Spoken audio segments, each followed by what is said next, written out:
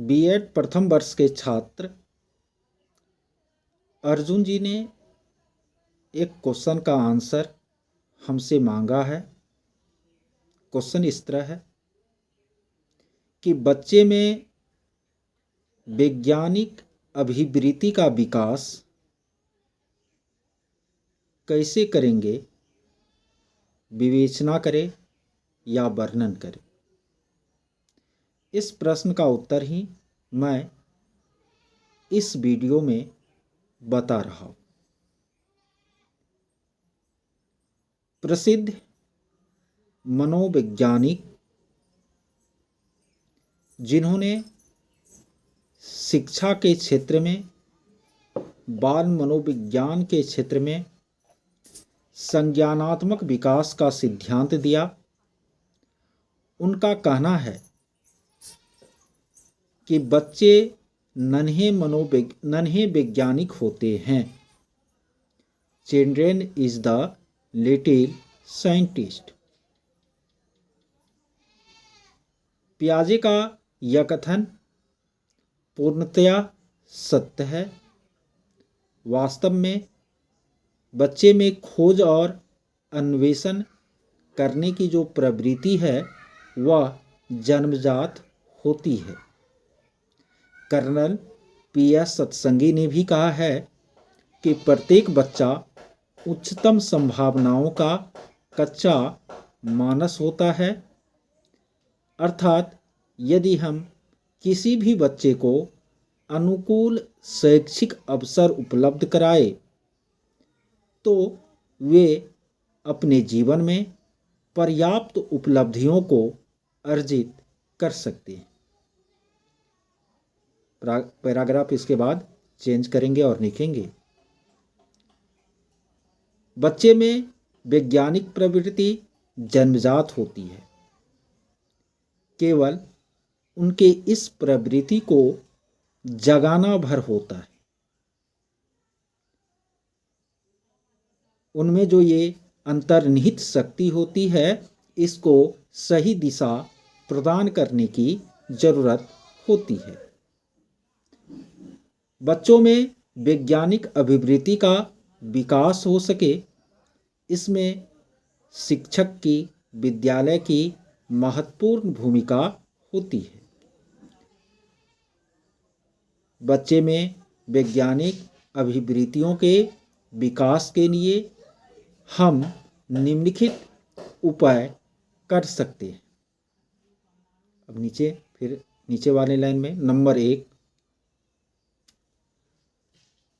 बच्चे को रचनात्मक कार्यों हेतु प्रोत्साहित करना। देकर के डैश देंगे और लिखेंगे, वैज्ञानिक अभिवृत्ति के विकास के लिए बच्चों को हमेशा रचनात्मक कार्यों हेतु प्रोत्साहित करना चाहिए।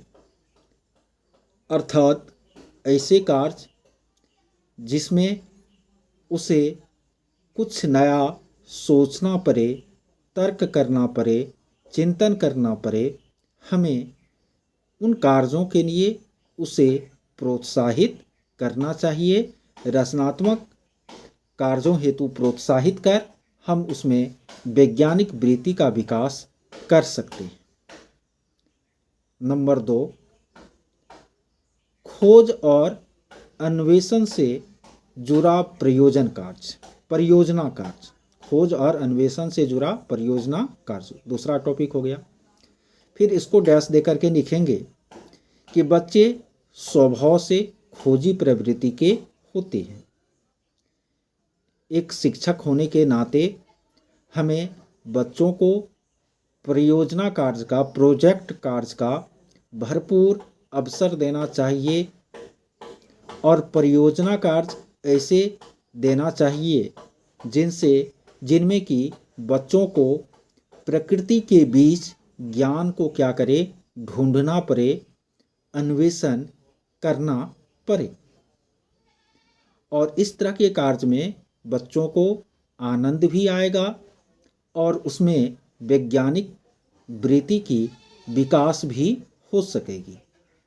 उदाहरण के लिए हम बच्चों को यह कार्य दे सकते हैं कि अपने आसपास जो पौधे उपस्थित हैं उन पौधे में कौन छोटे आकार के हैं, कौन बड़े आकार के हैं, कौन मध्यम आकार के हैं, इसकी सूची तैयार करके बच्चे प्रकृति के बीच जाएंगे और फिर खोज करके यह सूची तैयार करेंगे। तो इससे क्या होगा, तो बच्चे स्वाभाविक रूप से उसमें कुछ नया का भी खोज करेंगे, कुछ नई बातें भी वह रखेंगे। तो इनसे उनमें वैज्ञानिक वृत्ति का क्या होगा, विकास होगा। नंबर 3, अभिव्यक्ति का पर्याप्त अवसर। बच्चे में वैज्ञानिक अभिवृत्ति के विकास के लिए उसे अभिव्यक्ति का पर्याप्त अवसर उपलब्ध कराना पड़ेगा, क्योंकि बच्चे अपनी अभिव्यक्ति के माध्यम से ही जो वे अनुभव करते हैं उसको रख पाएंगे और उनके अनुभवों को संयोजित कर हम उसमें विज्ञान के प्रति रुचि उपलब्ध करवा पाएंगे। नंबर 4, बच्चों के विचारों का सम्मान। देकर के डैश देंगे और लिखेंगे, बच्चे जो अनुभव करते हैं वे अपने अभिव्यक्ति के माध्यम से रखते हैं और बच्चों के जो विचार आए उन विचारों का हमें सम्मान करना चाहिए, चाहे वे विचार लक्ष्य के विपरीत ही क्यों नहीं हो, चाहे वह विचार गलत ही क्यों नहीं हो, लेकिन उनके दृष्टिकोण को हमें सम्मान देना चाहिए। नहीं तो वे कुंठा के शिकार हो जाएंगे और पुनः वे कोई भी सृजनात्मक बात या अपने मन के अनुभव और विचार को हमारे सामने रखने से झिझकेंगे।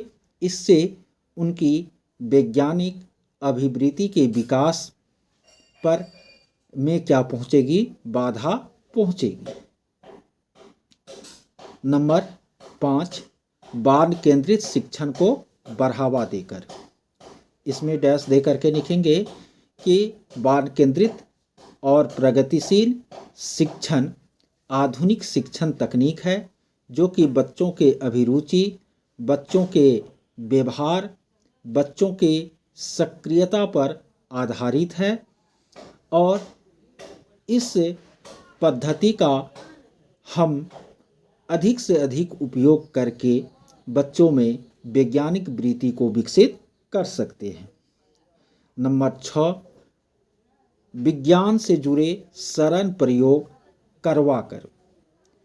एक शिक्षक होने के नाते बच्चों में वैज्ञानिक अभिवृत्ति के विकास के लिए हमें उपलब्ध संसाधनों से सरल विज्ञान से जुड़े प्रयोगों को कक्षा में संपन्न करना चाहिए। ये प्रयोग करने में बच्चों को आनंद भी आएगा और विज्ञान के प्रति उनकी रुचि भी बढ़ पाएगी। 7वां, क्या और क्यों जैसे प्रश्न पूछकर। 8वां, बच्चों के वैज्ञानिकों की जीवनी और उनके कार्य बताकर। 9वां, बच्चों को आधारभूत संकल्पना की जो अवधारणा है उसको स्पष्ट रूप से बताकर। तो ये मैंने कुछ 2-3 पॉइंट यूँ ही बता दिया, उसमें आप कुछ पंक्तियाँ इस तरह से लिख दीजिएगा और फिर निष्कर्ष में आप लिखिएगा कि उपर्युक्त विधियों का उपयोग कर या उपर्युक्त कार्य करके हम बच्चों में वैज्ञानिक वृत्ति विकास कर सकते हैं और ऐसा हमें करना भी चाहिए, क्योंकि आज का युग विज्ञान का युग है और बिना वैज्ञानिक वृत्ति के जीवन में बच्चों का उत्कृष्ट सफलता अर्जित करना संभव नहीं है। ठीक है, तो ये रहा आपके क्वेश्चन का आंसर।